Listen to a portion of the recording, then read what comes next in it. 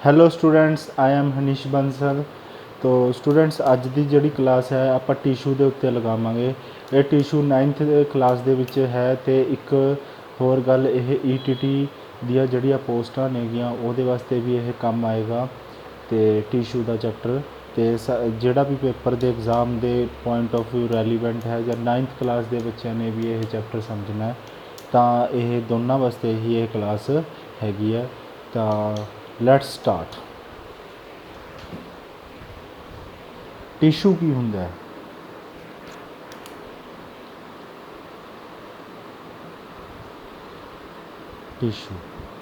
Tissue ਕੀ ਹੁੰਦੇ ਨੇ? ਤਾਂ ਸਟੂਡੈਂਟਸ, ਟਿਸ਼ੂ ਨੂੰ ਧਿਆਨ ਨਾਲ ਸਮਝਣਾ ਆਪਾਂ ਨੇ। ਕਹਿੰਦੇ ਇਹਦਾ ਟਿਸ਼ੂ ਦਾ ਮਤਲਬ ਹੁੰਦਾ ਹੈ group of cells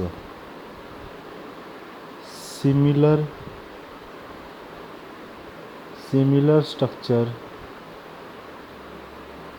and function and having a common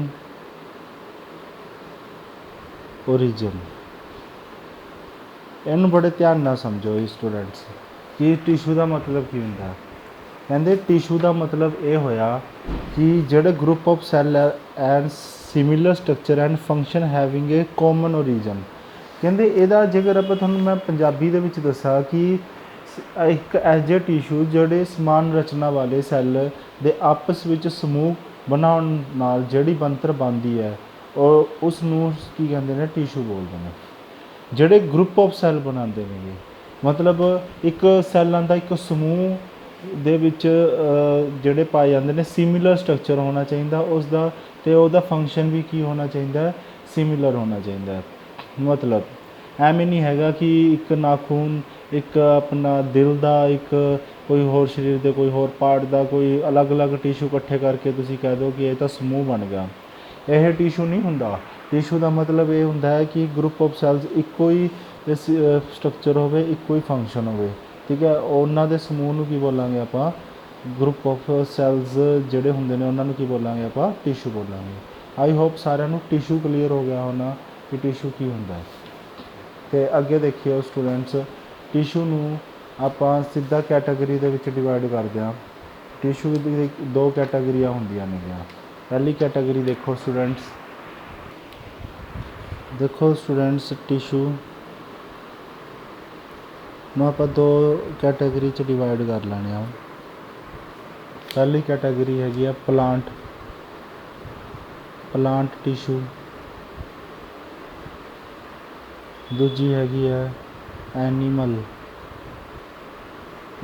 tissue, ਠੀਕ ਹੈ। ਪਲਾਂਟ ਟਿਸ਼ੂ ਹੁੰਦਾ, ਇੱਕ ਕੀ ਹੁੰਦਾ? Animal tissue. ਹੁਣ ਇਹਨਾਂ ਨੂੰ ਆਪਾਂ ਪੂਰੀ ਡਿਟੇਲ 'ਚ ਪੜ੍ਹਾਂਗੇ ਕਿ ਪਲਾਂਟ ਟਿਸ਼ੂ ਕੀ ਹੁੰਦੇ ਨੇ ਅਤੇ ਉਹ ਆਪਣਾ ਐਨੀਮਲ ਟਿਸ਼ੂ ਕੀ ਹੁੰਦੇ ਨੇ। ਜੇਕਰ ਆਪਾਂ ਹੁਣ ਪਹਿਲਾਂ ਆਪਾਂ ਗੱਲ ਕਰਾਂਗੇ ਇਕੱਲੇ ਪਲਾਂਟ ਟਿਸ਼ੂ ਦੀ।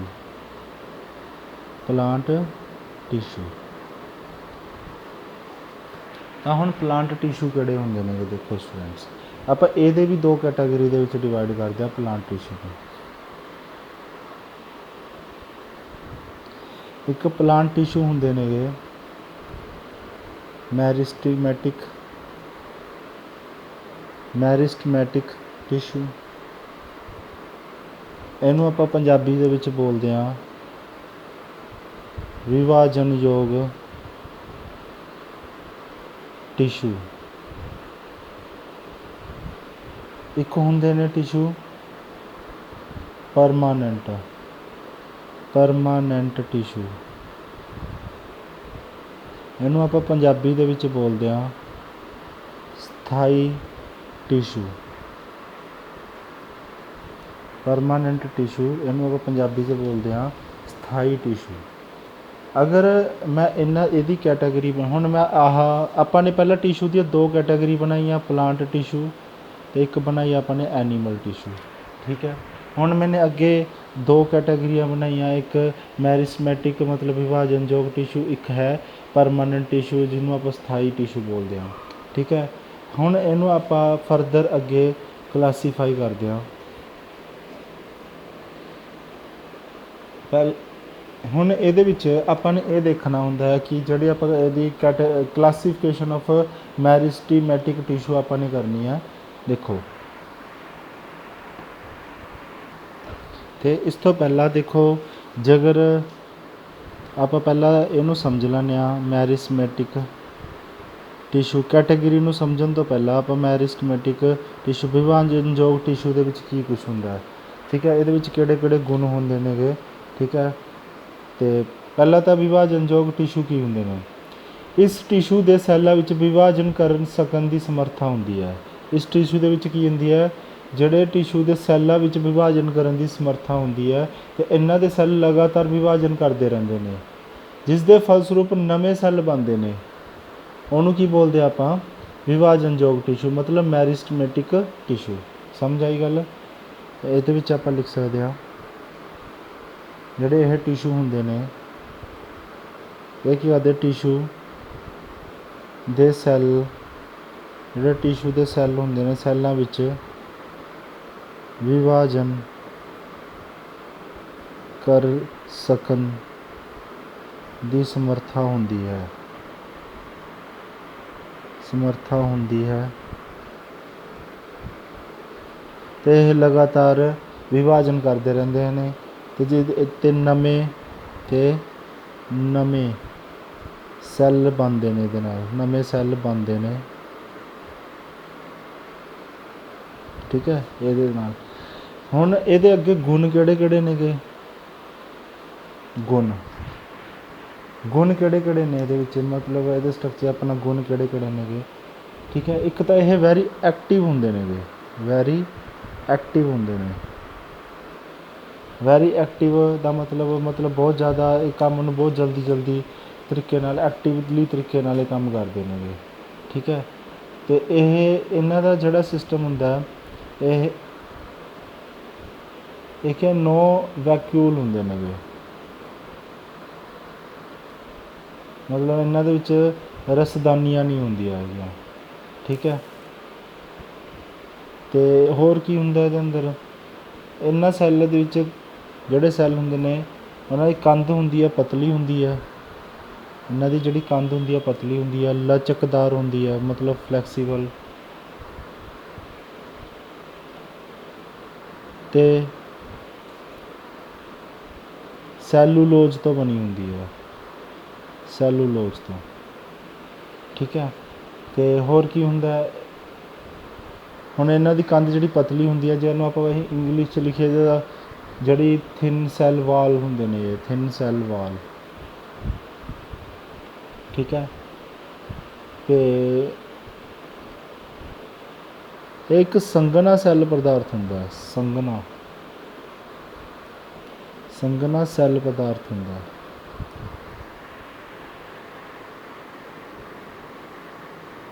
ਇਹ ਸੰਘਣਾ ਸੈੱਲ ਪਦਾਰਥ ਹੁੰਦੇ ਆ। ਅਤੇ ਇਹ ਇੱਕ ਹੋਰ ਕੀ ਹੁੰਦੇ ਨੇ, ਇਹ ਟਿਸ਼ੂ ਦੇ ਜਿਹੜੇ ਸੈੱਲ ਹੁੰਦੇ ਨੇ, ਟਿਸ਼ੂ ਦੇ ਸੈੱਲ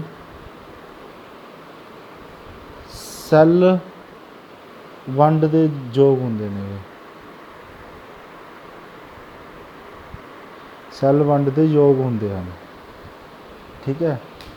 ਹੁਣ ਤੁਹਾਨੂੰ ਇਹ ਪਤਾ ਲੱਗ ਗਿਆ ਹੋਊਗਾ ਕਿ ਪਹਿਲਾਂ ਤਾਂ ਆਪਾਂ ਨੇ ਵਿਭਾਜਨਯੋਗ ਮਤਲਬ ਮੈਰਿਸਟਮੈਟਿਕ ਟਿਸ਼ੂ ਪੜ੍ਹ ਲਿਆ। ਮੈਰਿਸਟਮੈਟਿਕ ਟਿਸ਼ੂ ਪੰਜਾਬੀ 'ਚ ਮੈਂ ਤੁਹਾਨੂੰ ਦੱਸਤਾ, ਟਿਸ਼ੂ ਦੇ ਸੈੱਲ ਵਿੱਚ ਵਿਭਾਜਨ ਮਤਲਬ ਮੈਰਿਸਟਮੈਟਿਕ ਕਰ ਸਕਣ ਦੀ ਸਮਰੱਥਾ ਹੁੰਦੀ ਹੈ, ਅਤੇ ਇਹਦੇ ਨਾਲ ਨਵੇਂ ਸੈੱਲ ਬਣਦੇ ਨੇਗੇ। ਇਹ ਬਹੁਤ ਜ਼ਿਆਦਾ ਐਕਟਿਵ ਹੁੰਦੇ ਨੇਗੇ, ਇਹਨਾਂ ਵਿੱਚ ਕੋਈ ਵੈਕਿਊਲ ਨਹੀਂ ਹੁੰਦਾ, ਰਸਦਾਨੀਆਂ ਨਹੀਂ ਹੁੰਦੀਆਂ। ਇਹਨਾਂ ਦੀ ਜਿਹੜੀ ਕੰਧ ਹੁੰਦੀ ਹੈ ਮਤਲਬ ਥਿਨ ਸੈੱਲ ਵਾਲ ਹੁੰਦੇ ਨੇਗੇ, ਇਹਨਾਂ ਦੀ ਜਿਹੜੀ ਕੰਧ ਹੁੰਦੀ ਹੈ ਥਿਨ ਸੈੱਲ ਵਾਲ ਹੁੰਦੇ ਨੇ। ਇਹ ਫਲੈਕਸੀਬਲ ਹੁੰਦੇ ਨੇ, ਠੀਕ ਹੈ, ਸੈਲੂਲੋਜ ਹੁੰਦੇ ਨੇ। ਇਹਨਾਂ ਸੰਘਣਾ ਸੈੱਲ ਪਦਾਰਥ ਹੁੰਦਾ ਇਹਨਾਂ ਦਾ। ਇਹ ਟਿਸ਼ੂ ਦੇ ਜਿਹੜੇ ਸੈੱਲ ਹੁੰਦੇ ਨੇ ਸੈੱਲ ਵੰਡ ਦੇ ਯੋਗ ਹੁੰਦੇ ਨੇਗੇ।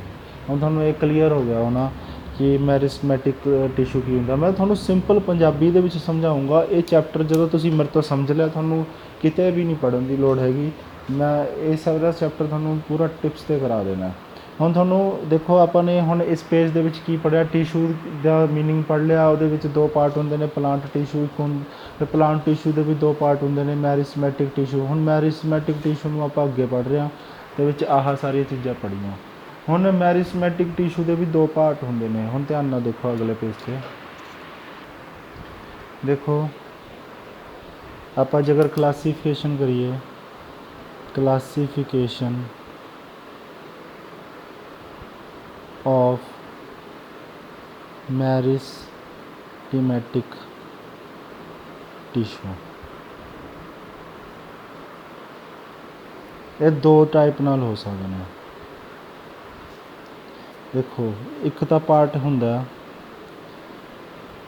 मतलब उत्पत्ति, मतलब ग्रोथ के आधार पे, मतलब ग्रोथ। एक हुंदा स्थान के आधार पे, मतलब प्लेस, जगह के आधार पे, स्थान के आधार पे। क्लीयर है गल? आप पहले तो पढ़ांगे उत्पत्ति के आधार पे। हुण उत्पत्ति के आधार पे भी दो टाइप के होंदे ने। एक तो हुंदा प्राइमरी मैरिस्टेम, एक हुंदी है सैकेंडरी मैरिस्टेम। एक तो हुंदी है प्राइमरी मैरिस्टेम, एक हुंदी है सैकेंडरी मैरिस्टेम। ठीक है, हुण जिहड़ी प्राइमरी हुंदी है, प्राइमरी का मतलब की हुंदा है, हुण इहनूं ध्यान नाल समझो। प्राइमरी का मतलब की हुंदा है? प्राइमरी का मतलब ये हुंदा है, ਇਹਦਾ मतलब ये हुंदा है कि ਇਹ ਜਿਹੜੇ ਪੌਦਿਆਂ ਦੇ ਤਣੇ, ਜਿਹੜੇ ਪੌਦਿਆਂ ਦੇ ਤਣੇ ਹੁੰਦੇ ਨੇ, ਪੌਦਿਆਂ ਦੇ ਤਣੇ, ठीक है, टहनियाँ, पौदਿਆਂ ਦੇ तने, टहनियाँ, जड़ां ते अंतरवेशी, मतलब इंटरकैलरी ठीक है, इन्हां दे विच पाए जांदे ने। उहनूं तां की बोलदे ने? Primary meristem. एक हुंदा सैकेंडरी का मतलब हुंदा, देखो इन्हां दा मतलब पौदਿਆਂ ਦੇ अंदर, जिहड़े पौदਿਆਂ ਦੇ अंदर ਜ਼ਰੂਰਤ ਦੇ आधार ਤੇ ਸਥਾਈ ਸੈੱਲ ਤੋਂ पैदा ਹੁੰਦੇ ਨੇ। ਜ਼ਰੂਰਤ ਦੇ आधार ਤੇ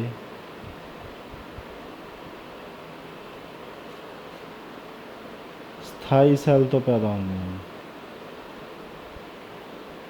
ਸਥਾਈ ਸੈੱਲਾਂ ਤੋਂ ਪੈਦਾ ਹੁੰਦੇ ਹਨ।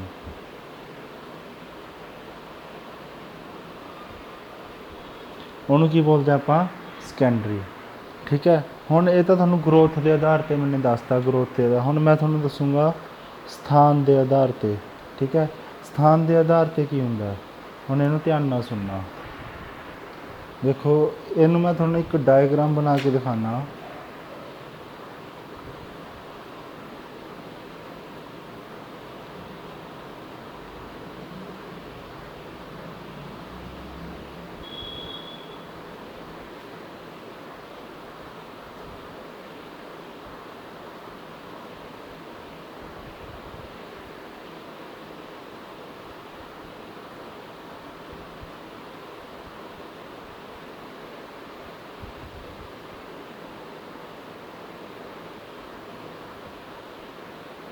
ਹੁਣ ਜਿਹੜੇ ਆਹ ਹੁੰਦੇ ਨੇਗੇ, ਸਭ ਤੋਂ ਇਹਨੂੰ ਬੋਲਦੇ ਨੇ ਆਪਾਂ ਐਪੀਕਲ। ਐਪੀਕਲ ਨੂੰ ਆਪਾਂ ਪੰਜਾਬੀ 'ਚ ਬੋਲਦੇ ਹਾਂ ਸਿਖਰੀ। ਠੀਕ ਹੈ, ਇੱਕ ਜਿਹੜੇ ਆਹ ਬਣਾਉਂਦੇ ਨੇਗੇ, ਇਹਨੂੰ ਬੋਲਦੇ ਹਾਂ ਆਪਾਂ ਲੈਟਰਲ।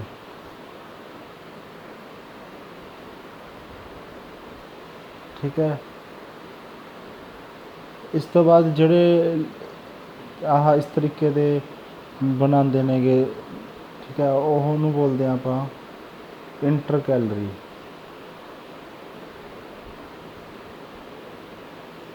Intercalary tissue. ठीक है, इस तरीके नाल हुंदे ने इंटरकैलरी टिशू। हुण इहनूं आपां जेकर पंजाबी 'च कहीए तां लैटरल का मतलब हुंदा बगली। ते अंतरवेशी का मतलब हुंदा, मतलब इहनूं इंटरकैलरी नूं अंतरवेशी बोलते हैं आपां। हुण जेकर आपां इहदा मीनिंग लिखना चाहिए कि ये एपीकल का मीनिंग की हुंदा, एपीकल का मीनिंग हुंदा ਇਹ ਜਿਹੇ ਜਿਹੜੇ ਟਿਸ਼ੂ ਜਿਹੜੇ ਜੜ੍ਹਾਂ ਤਣੇ ਅਤੇ ਸ਼ਾਖਾਵਾਂ ਦੇ ਸਿਰਿਆਂ 'ਤੇ ਪਾਏ ਜਾਂਦੇ ਨੇ, ਮਤਲਬ ਜੜ੍ਹਾਂ ਤਣੇ ਜਿਹੜੇ ਸ਼ਾਖਾਵਾਂ ਹੁੰਦੀਆਂ ਨੇ, ਸ਼ਾਖਾਵਾਂ ਉਹਦੇ ਸਿਰਿਆਂ 'ਤੇ ਪਾਏ ਜਾਂਦੇ ਨੇ, ਉਹਨੂੰ ਕੀ ਬੋਲਦੇ ਹਾਂ ਆਪਾਂ? ਐਪੀਕਲ। ਸਮਝ ਆਈ ਗੱਲ? ਐਪੀਕਲ ਕਲੀਅਰ ਹੋ ਗਿਆ। ਜੜ੍ਹਾਂ ਤਣਿਆਂ ਅਤੇ ਸ਼ਾਖਾਵਾਂ ਦੇ ਸਿਰਿਆਂ 'ਤੇ ਪਾਏ ਜਾਂਦੇ ਨੇ, ਉਹਨੂੰ ਕੀ ਬੋਲਾਂਗੇ ਆਪਾਂ? ਐਪੀਕਲ। ਹੁਣ ਜਿਹੜੇ ਆਹ ਹੁੰਦੇ ਨੇ ਲੇਟਰਲ, ਇਹ ਕੀ ਹੁੰਦੇ ਨੇ? ਹੁਣ ਆਹ ਜਿਹੜੇ ਇਹਨੂੰ ਮੋਟਾਈ 'ਚ ਕਰਦੇ ਨੇਗੇ ਲੇਟਰਲ ਨੂੰ, ਜਿਵੇਂ ਮੰਨ ਲਓ ਇਹਦਾ ਮਤਲਬ ਹੁੰਦਾ ਹੈ ਕਿ ਇਹ ਜਿਹੇ ਪੌਦੇ ਦੇ ਤਣੇ ਜਾਂ ਜੜ ਪਾਸਿਆਂ ਤੋਂ ਪਾਏ ਜਾਂਦੇ ਨੇ, ਪਾਸੇ ਹੁੰਦੇ ਨੇ ਇਹ, ਠੀਕ ਹੈ। ਇਹ ਕੀ ਕਰਦੇ ਨੇ? ਇਹਨੂੰ ਤਣਿਆਂ ਦੀ ਚੌੜਾਈ ਦੇ ਵਿੱਚ ਵਾਧਾ ਕਰਨ ਦੇ, ਇਹਨਾਂ ਦੀ ਜਿਹੜੀ ਚੌੜਾਈ ਦੇ ਵਿੱਚ ਕੀ ਕਰਦੇ ਨੇ? ਵਾਧਾ ਕਰਨ ਦੇ ਵਿੱਚ, ਮੋਟਾਈ ਚੌੜਾਈ ਦੇ ਵਿੱਚ ਕੀ ਕਰਦੇ ਨੇ? ਵਾਧਾ ਕਰਨ ਦੇ ਵਿੱਚ ਹੈਲਪ ਕਰਦੇ ਨੇ, ਉਹਨੂੰ ਕੀ ਬੋਲਦੇ ਹਾਂ ਆਪਾਂ? ਲੇਟਰਲ, ਠੀਕ ਹੈ। ਹੁਣ ਆਹ ਜਿਹੜਾ ਹੈਗਾ ਇੰਟਰਕੈਲਰੀ, ਇਹ ਕਿਹੜੇ ਹੁੰਦੇ ਨੇ? ਇੱਕ ਇਹੋ ਜਿਹੇ ਟਿਸ਼ੂ ਹੁੰਦੇ ਨੇ ਜਿਹੜੇ ਬੀਜ ਮੰਤਰੀ ਪੌਦਿਆਂ ਦੇ ਤਣਿਆਂ ਵਿੱਚ ਪਾਏ ਜਾਂਦੇ ਨੇ, ਪੌਦਿਆਂ ਦੇ ਤਣਿਆਂ ਦੇ ਵਿੱਚ, ਹੁਣ ਪੌਦਿਆਂ ਦੇ ਤਣਿਆਂ ਵਿੱਚ, ਪੌਦੇ ਜਿਹੜੇ ਪੌਦੇ ਹੁੰਦੇ ਨੇ ਉਹਦੇ ਤਣਿਆਂ ਦੇ ਵਿੱਚ ਪਾਏ ਜਾਂਦੇ ਨੇ, ਉਹਨੂੰ ਕੀ ਬੋਲਦੇ ਆ? ਇੰਟਰਕੈਲਰੀ, ਠੀਕ ਹੈ। ਹੁਣ ਇਹ ਕੀ ਕਰਦੇ ਨੇਗੇ? ਇਹ ਸੈੱਲਾਂ ਦੇ ਵਿਭਾਜਨ ਦੇ ਕਾਰਨ ਤਣੇ ਦੀ ਲੰਬਾਈ ਵਿੱਚ ਵਾਧਾ ਕਰਦੇ ਨੇਗੇ, ਇਹ ਲੰਬਾਈ ਦੇ ਵਿੱਚ ਵਾਧਾ ਕਰਦੇ ਨੇ। ਸਮਝ ਆਈ ਗੱਲ? ਇਹ ਜੜ੍ਹਾਂ ਤਣੇ ਅਤੇ ਸ਼ਾਖਾਵਾਂ ਦੇ ਸਿਰਿਆਂ 'ਚ ਪਾਏ ਜਾਂਦੇ ਨੇ, ਠੀਕ ਹੈ। ਇਹ ਮੋਟਾਈ ਦੇ ਵਿੱਚ ਕੀ ਕਰਦੇ ਨੇਗੇ? ਇਹ ਇੰਟਰਕੈਲਰੀ, ਇਹ ਲੰਬਾਈ ਦੇ ਵਿੱਚ ਵਾਧਾ ਕਰਦੇ ਨੇਗੇ, ਠੀਕ ਹੈ। ਇਹ ਕੀ ਹੈ? ਕਿ ਉਹਨਾਂ ਦੇ ਪੌਦਿਆਂ ਦੇ ਤਣਿਆਂ ਵਿੱਚ ਪਾਏ ਜਾਂਦੇ ਨੇ, ਇਹਨੂੰ ਕੀ ਬੋਲਦੇ ਆ? ਇੰਟਰਕੈਲਰੀ। ਹੁਣ ਸਾਰਿਆਂ ਨੂੰ ਕਲੀਅਰ ਹੋ ਗਿਆ ਇੰਟਰਕੈਲਰੀ, ਆਹ ਐਪੀਕਲ, ਲੈਟਰਲ ਅਤੇ ਇੰਟਰਕੈਲਰੀ, ਜਿਹਨੂੰ ਪੰਜਾਬੀ 'ਚ ਬੋਲੀਏ ਸਿਖਰੀ, ਬਗਲੀ ਅਤੇ ਅੰਤਰਵੇਸ਼ੀ। ਕਲੀਅਰ ਹੋ ਗਿਆ ਸਾਰਿਆਂ ਨੂੰ?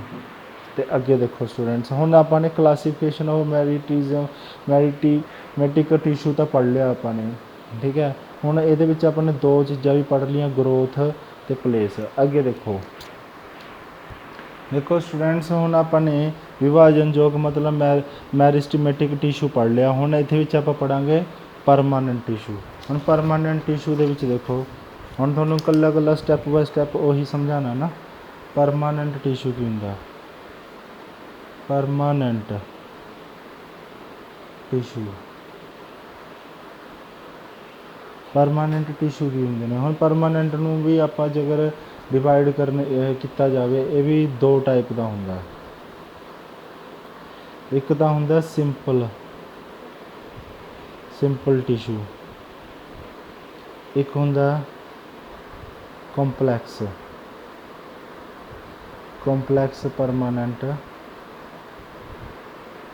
ਟਿਸ਼ੂ। ਇੱਕ ਤਾਂ ਹੁੰਦਾ ਸਿੰਪਲ ਪਰਮਾਨੈਂਟ ਟਿਸ਼ੂ, ਠੀਕ ਹੈ। ਇੱਕ ਹੁੰਦਾ ਕੰਪਲੈਕਸ ਪਰਮਾਨੈਂਟ ਟਿਸ਼ੂ। ਜਿਹੜਾ ਸਿੰਪਲ ਟਿਸ਼ੂ ਹੁੰਦਾ, ਹੁਣ ਜਿਹੜਾ ਸਿੰਪਲ ਟਿਸ਼ੂ ਹੋਊਗਾ ਉਹ ਹੈਗਾ, ਉਹ made only one type of cell. ਇਹ ਕਿੰਨੇ ਸੈੱਲ ਬਣਾਏਗਾ? Made only one type of cell. ਇਹ ਕਿੰਨੇ ਸੈੱਲ ਬਣਾਏਗਾ? ਸਿਰਫ ਇੱਕ ਟਾਈਪ ਦਾ ਸੈੱਲ ਬਣਾਏਗਾ। ਇਹ ਕੀ ਹੈ? Made of more than one type of cells. ਇਹ ਕੀ ਹੈ? ਇੱਕ ਤੋਂ ਜ਼ਿਆਦਾ ਸੈੱਲਾਂ ਦਾ ਬਣਾਏਗਾ, ਉਹਨੂੰ ਕੀ ਬੋਲਾਂਗੇ ਆਪਾਂ? Complex permanent. ਹੁਣ ਤੁਹਾਨੂੰ ਇਹ ਕਲੀਅਰ ਹੋ ਗਿਆ ਕੰਪਲੈਕਸ ਪਰਮਾਨੈਂਟ। ਹੁਣ ਆਪਾਂ ਸਟੈਪ ਬਾਏ ਸਟੈਪ ਉਵੇਂ ਪਹਿਲਾਂ ਸਿੰਪਲ ਪਰਮਾਨੈਂਟ ਟਿਸ਼ੂ ਪੜ੍ਹਾਂਗੇ, ਫਿਰ ਉਸ ਤੋਂ ਬਾਅਦ ਕੀ ਹੈ ਆਪਾਂ ਕੰਪਲੈਕਸ ਪਰਮਾਨੈਂਟ ਪੜ੍ਹਾਂਗੇ। ਇਹ ਬਹੁਤ ਇੰਪੋਰਟੈਂਟ ਨੇ, ਪੇਪਰ ਦੇ ਵਿੱਚ ਆ ਸਕਦੇ ਨੇ, ਠੀਕ ਹੈ। ਅਤੇ ਪਹਿਲਾਂ ਤਾਂ ਆਪਾਂ ਸਿੰਪਲ ਦੇ ਵਿੱਚ ਦੇਖਾਂਗੇ ਇਹਦੀਆਂ ਕਿਹੜੀ ਕੈਟਾਗਰੀਆਂ ਬਣੀਆਂ ਹੋਈਆਂ ਨੇ। ਹੁਣ ਸਿੰਪਲ ਦੇ ਵਿੱਚ ਆਪਾਂ ਨੂੰ ਕਿਹੜੀ ਕੈਟਾਗਰੀ ਇਹਦੇ ਵਿੱਚ ਪੜ੍ਹਨੀਆਂ ਨੇ, ਦੇਖੋ ਧਿਆਨ ਨਾਲ ਸਾਰੇ। ਹੁਣ ਸਿੰਪਲ ਦੇ ਵਿੱਚ ਆਪਾਂ ਨੇ ਦੇਖੋ, ਇਹਨੂੰ ਆਪਾਂ ਨੇ 3 ਕੈਟਾਗਰੀਆਂ ਦੇ ਵਿੱਚ ਡਿਵਾਈਡ ਕਰ ਦੇਣਾ ਸਿੰਪਲ ਨੂੰ। ਇੱਕ ਤਾਂ ਹੈਗਾ ਪੈਰੇਨਕਾਈਮਾ, ਇੱਕ ਹੈਗਾ, ਠੀਕ ਹੈ, ਪੈਰੇਨਕਾਈਮਾ, ਇੱਕ ਹੈਗਾ ਕੋਲੇਨਕਾਈਮਾ, ਇੱਕ ਹੈਗਾ ਸਕੈਲਰਨਕਾਈਮਾ। ਪੈਰੇਨਕਾਈਮਾ, ਕੋਲੇਨਕਾਈਮਾ, ਸਕੈਲਰਨਕਾਈਮਾ। ਹੁਣ ਇਹ ਕੀ ਹੁੰਦੇ ਨੇਗੇ? ਇਹ ਮੈਂ ਤੁਹਾਨੂੰ ਸਮਝਾਉਣਾ ਸਟੈਪ ਬਾਏ ਸਟੈਪ। ਪਹਿਲਾਂ ਤਾਂ ਤੁਹਾਨੂੰ ਹੁਣ ਇਹ ਮੈंने ਇੱਥੇ ਲਿਖ ਤਾਂ ਲਿਆ, ਹੁਣ ਇਹਦੀ ਡਿਟੇਲ ਆ ਅੱਗੇ ਜਾ ਕੇ, ਬਹੁਤ ਜ਼ਿਆਦਾ ਡਿਟੇਲ ਹੈ, ਵੱਡੀ ਡਿਟੇਲ ਹੈ। ਆਪਾਂ ਇਹਨੂੰ ਨਾ ਇੱਕ ਵੱਡੇ ਚਾਰਟ ਦੇ ਵਿੱਚ ਸਮਝਦੇ ਹਾਂ, ठीक है। ਅੱਗੇ देखो अगले पेज पे समझाएंगे आप इन्हें। तो स्टूडेंट्स हम पढ़ रहे हैं कि जो सिंपल टिश्यू है, सिंपल टिश्यू में जो क्या है, made only one type of cell, मतलब एक ही टाइप के सेल बने होते हैं, उसे क्या बोलते हैं, सिंपल टिश्यू। तो स्टूडेंट्स अब हम उसके पार्ट्स पढ़ेंगे, जिसमें लिखा है सबसे पहला है पैरेन्काइमा। जो ये पैरेन्काइमा कौन से टिश्यू होते हैं, ये वैसे वो टिश्यू होते हैं जो पौधे ਦੇ ਹਰੇ ਹਿੱਸਿਆਂ ਵਿੱਚ ਜ਼ਿਆਦਾ ਮਾਤਰਾ ਵਿੱਚ ਪਾਏ ਜਾਂਦੇ ਨੇ। ਇਹਨਾਂ ਸੈੱਲਾਂ ਦੀ ਸੈੱਲਾਂ ਦੀ ਸੈੱਲ ਕੰਧ ਹੁੰਦੀ ਆ ਉਹ ਨਰਮ ਅਤੇ ਪਤਲੀ ਹੁੰਦੀ ਆ, ਜਿਵੇਂ ਇਸ ਟਾਈਪ ਦੇ ਇਹਨਾਂ ਦੇ ਜਿਹੜੇ ਸੈੱਲ ਹੁੰਦੇ ਨੇਗੇ, ਠੀਕ ਹੈ। ਇਸ ਟਾਈਪ ਦੇ ਵਿੱਚ ਜਿਹੜੇ ਸੈੱਲ ਹੁੰਦੇ ਨੇਗੇ ਇਹਨਾਂ ਦੇ, ਹੁਣ ਆ ਜਿਹੜੇ ਸੈੱਲ ਹੋਣਗੇ ਅੰਦਰ, ਇਹ ਅੰਦਰੂਨੀ ਸੈੱਲ ਸਥਾਨ ਬੋਲਾਂਗੇ। ਜਿਹੜੇ ਆ ਸੈੱਲ ਹੋਣਗੇ ਇਹਨੂੰ ਆਪਾਂ ਕੇਂਦਰਿਤ ਖਾਲੀ ਥਾਂ ਬੋਲਾਂਗੇ, ਠੀਕ ਹੈ। ਇਹ ਵੀ ਅੱਗੇ ਹੋਰ ਭਾਗਾਂ ਵਿੱਚ ਜਿਵੇਂ ਆਪਾਂ ਡਿਵਾਈਡ ਕਰ ਦਿੰਦੇ ਹਾਂ, ਜਿਵੇਂ ਕੋਲਿਨਕਾइम, ਠੀਕ ਹੈ, ਅਤੇ ਐਰਨਕਾइमा। ਕੋਲਿਨਕਾइमा ਅਤੇ ਐਰਨਕਾइमा। ਕੋਲਿਨਕਾइमा ਕੀ ਹੁੰਦਾ, ਇਹ ਪ੍ਰਕਾਸ਼ ਸੰਸਲੇਸ਼ਨ ਵਾਲੇ ਟਿਸ਼ੂ ਦੇ ਤੌਰ 'ਤੇ ਕੰਮ ਕਰਦੇ ਨੇ, ਠੀਕ ਹੈ। ਇਹ ਪ੍ਰਕਾਸ਼ ਸੰਸਲੇਸ਼ਨ ਵਾਲੇ ਟਿਸ਼ੂ ਦੇ ਤੌਰ 'ਤੇ ਕੰਮ ਕਰਦੇ ਨੇ। ਇਹ ਕੀ ਹੁੰਦੇ ਨੇ, ਇਹ ਵੱਡੀਆਂ ਹਵਾ ਵਾਲੀਆਂ ਥਾਵਾਂ 'ਤੇ ਨਾਲ ਭਰਿਆ ਜਾਂਦਾ ਹੈ, ਮਤਲਬ ਇਹ ਪ੍ਰਕਾਸ਼ ਸੰਸਲੇਸ਼ਨ 'ਚ ਕੰਮ ਕਰਦੇ ਨੇ। ਵੱਡੀਆਂ ਜਿਹੜੀ ਹਵਾ ਵਾਲੀ ਖਾਲੀ ਥਾਵਾਂ ਹੁੰਦੀਆਂ ਨੇ ਉੱਥੇ ਭਰਿਆ ਜਾਂਦਾ ਹੈ, ਅਤੇ ਇਹ ਤੁਹਾਡਾ ਪੈਰਨਕਾइमा ਹੋ ਗਿਆ। ਪੈਰਨਕਾइमा ਦੇ ਵਿੱਚ ਜਿਹੜੀ ਸਪੇਸ ਹੁੰਦੀ ਆ ਉਹ ਜ਼ਿਆਦਾ ਹੁੰਦੀ ਹੈ, ਠੀਕ ਹੈ। ਅਤੇ ਇਹ ਸਟੂਰ ਜਿਹੜੇ ਹੁੰਦੇ ਨੇ ਫੂਡ ਵਾਸਤੇ ਕੰਮ ਕਰਦੇ ਨੇ।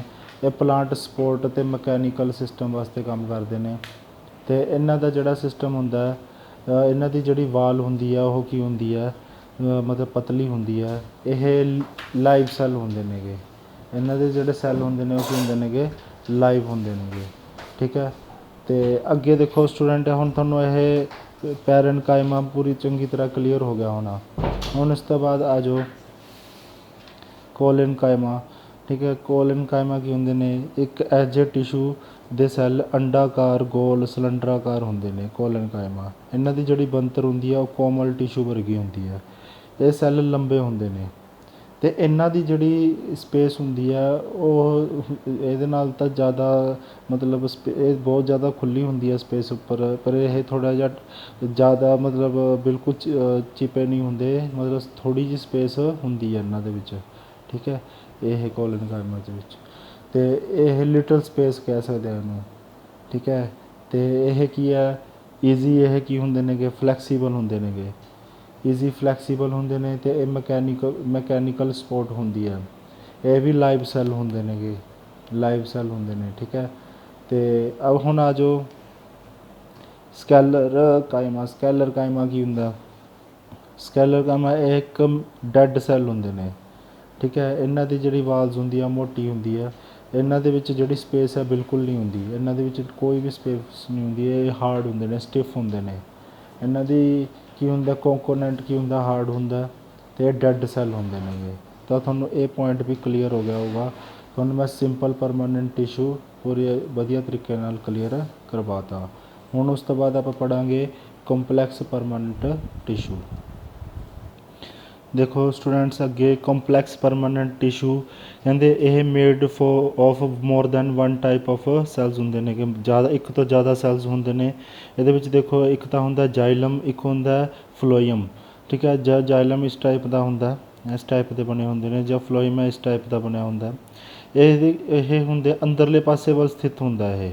ਇਹ ਹਮੇਸ਼ਾ ਜਿਹੜੇ ਅੰਦਰਲੇ ਪਾਸੇ ਵੱਲ ਸਥਿਤ ਹੁੰਦਾ। ਇਹ ਡੈੱਡ ਸੈੱਲ ਹੁੰਦੇ ਨੇ, ਇਹਦੇ ਵਿੱਚ ਬਹੁਤ ਸਾਰੇ ਟੋਏ ਹੁੰਦੇ ਨੇਗੇ।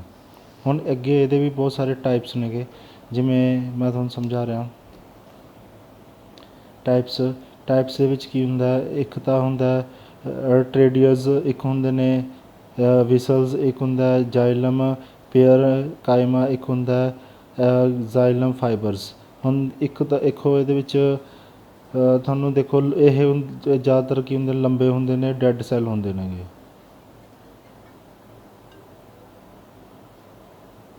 ਇਹ ਜਿਹੜੇ ਜ਼ਿਆਦਾਤਰ ਕੀ ਹੁੰਦੇ ਨੇ, ਲੰਬੇ ਹੁੰਦੇ ਨੇ, ਇਹ ਡੈੱਡ ਸੈੱਲ ਹੁੰਦੇ ਨੇ। ਇਹਨਾਂ ਦੀ ਕੰਧਾਂ ਕੀ ਹੁੰਦੀਆਂ, ਮੋਟੀਆਂ ਅਤੇ ਸਖਤ ਹੁੰਦੀਆਂ ਨੇ। ਇਹਦੇ ਵਹਿਣੀਆਂ ਦੇ ਵਿੱਚ ਇਹ ਡੈੱਡ ਸੈੱਲ ਹੁੰਦੇ ਨੇ, ਇਹਨਾਂ ਦੀ ਕੰਧਾਂ ਮੋਟੀਆਂ ਹੁੰਦੀਆਂ ਨੇ, ਪਰ ਜੜ੍ਹਾਂ ਦੀ ਦੁਆਰਾ ਸੋਖੇ ਗਏ ਖਣਿਜ, ਲੂਣ, ਪਾਣੀ ਪੌਦਿਆਂ ਦੇ ਵੱਖ-ਵੱਖ ਹਿੱਸਿਆਂ ਦੇ ਵਿੱਚ ਪਹੁੰਚਾਉਣ 'ਚ ਕੰਮ ਆਉਂਦੇ ਨੇ। ਜਿਹੜੇ ਜ਼ਾਈਲਮ ਪੈਰਨਕਾਈਮਾ ਹੁੰਦਾ, ਇਹ ਅੰਦਰ ਦੀ ਤਰਫ ਫੈਲੇ ਹੁੰਦੇ ਨੇਗੇ। ਇਹ ਕੇਂਦਰਿਕ ਜੀਵ ਦਰਵ ਹੁੰਦੇ ਨੇ ਜ਼ਾਈਲਮ ਪੈਰਨਕਾਈਮਾ। ਇੱਕ ਹੁੰਦਾ ਜ਼ਾਈਲਮ ਫਾਈਬਰਸ, ਇਹ ਕੀ ਹੁੰਦਾ, ਰੇਸ਼ੇ ਲੰਬੇ ਹੁੰਦੇ ਨੇ, ਮੋਟੀਆਂ ਕੰਧਾਂ ਹੁੰਦੀਆਂ, ਸਿਰੇ ਕੀ ਹੁੰਦੇ ਨੇ, ਨੋਕਦਾਰ ਹੁੰਦੇ ਨੇ, ਛੋਟੇ ਛੋਟੇ ਇਹਦੇ ਅੰਦਰ ਕੀ ਹੁੰਦੇ ਨੇ, ਟੋਏ ਹੁੰਦੇ ਨੇ, ਪਰ ਇਹ ਪੌਦੇ ਨੂੰ ਕੀ ਕਰਦੇ ਨੇ, ਸਪੋਰਟ ਕਰਨ 'ਚ ਹੈਲਪ ਕਰਦੇ ਨੇਗੇ। ਹੁਣ ਆ ਜਾਓ ਉਹੀ ਫਲੋਇਮ।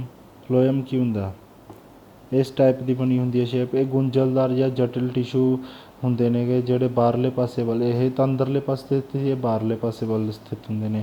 ਇਹਨਾਂ ਦੇ ਅੱਗੇ ਕੀ ਹੁੰਦੇ ਨੇ, ਸਾਈਵ ਟਿਊਬਸ। ਜਿਹੜੀ ਸਾਈਵ ਟਿਊਬਸ ਹੁੰਦੀ ਆ ਉਹ ਲਾਈਵ ਸੈੱਲ ਹੁੰਦੇ ਨੇ। ਇਹ ਕੀ ਕਰਦੇ ਨੇ, ਜਿਹੜਾ ਸੰਸਲੇਸ਼ ਭੋਜਨ ਹੁੰਦਾ ਵੱਖ-ਵੱਖ ਹਿੱਸਿਆਂ ਦੇ ਵਿੱਚ ਪਹੁੰਚਾਉਣ 'ਚ ਹੈਲਪ ਕਰਦਾ ਹੈ। ਇੱਕ ਹੁੰਦਾ ਕੰਪੇਨੀਅਨ ਸੈੱਲ, ਇਹ ਲਾਈਵ ਸੈੱਲ ਹੁੰਦੇ ਨੇ ਜੋ ਛਾਨੀ ਨਲੀਆਂ ਦੇ ਸੰਪਰਕ ਦੇ ਵਿੱਚ ਹੁੰਦੇ ਨੇਗੇ। ਇੱਕ ਹੁੰਦਾ ਫੋਲੀਅਮ ਪੈਰਨਕਾਈਮਾ, ਇਹ ਆਕਾਰ ਬੇਲਣੇ ਆਕਾਰ ਵਰਗਾ ਹੁੰਦਾ, ਬੇਲਣਾ ਹੁੰਦਾ ਨਾ, ਬੇਲਣੇ ਆਕਾਰ ਵਰਗਾ ਹੁੰਦਾ। ਇਹਨਾਂ ਦੀ ਜਿਹੜੀ ਫੂਡ ਨੂੰ ਕੀ ਕਰਦੇ ਨੇ, ਸਟੋਰ ਕਰਨ 'ਚ ਹੈਲਪ ਕਰਦੇ ਨੇ। ਇੱਕ ਹੁੰਦਾ ਫੋਇਮ ਫਾਈਬਰਸ, ਇਹ ਕੀ ਕਹਿੰਦੇ, ਪੌਦਿਆਂ ਨੂੰ ਸਪੋਰਟ ਕਰਦੇ ਨੇ। ਠੀਕ ਹੈ, ਇਹ ਕੰਧ ਇਹਨਾਂ ਦੀ ਕੀ ਹੁੰਦੀ ਹੈ, ਮੋਟੀ ਹੁੰਦੀ ਹੈ। ਇਹਨਾਂ ਦੇ ਜਿਹੜੇ ਸਿਰੇ ਹੁੰਦੇ ਨੇ ਉਹ ਕੀ ਹੁੰਦੇ ਨੇ, ਨੁਕੀਲੇ ਹੁੰਦੇ ਨੇ। ਹੁਣ ਇਹ ਤੁਹਾਨੂੰ ਇਹ ਕਲੀਅਰ ਹੋ ਗਿਆ ਹੋਊਗਾ ਕੰਪਲੈਕਸ ਪਰਮਾਨੈਂਟ ਟਿਸ਼ੂ।